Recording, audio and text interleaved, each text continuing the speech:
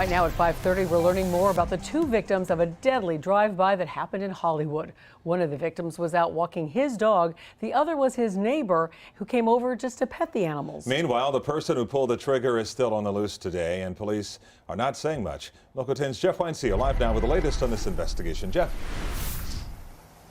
Calvin, this happened Saturday afternoon, 1 o'clock. Days later, not a peep from the Hollywood Police Department. So officially, we do not know if the victims were targeted or if there's somebody driving around Hollywood shooting people at random. What we do know is two families are shattered.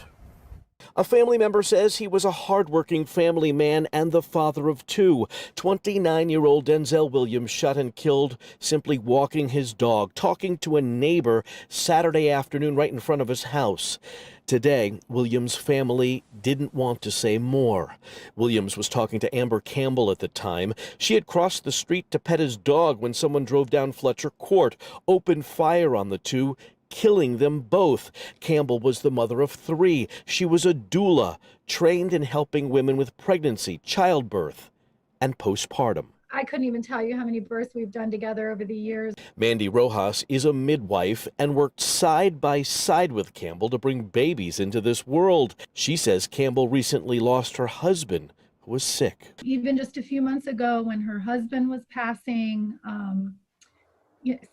she was still working and trying to help others, even through all of the grief. Rojas has set up this GoFundMe page for Campbell's children. So far, 430 plus people have raised close to $30,000.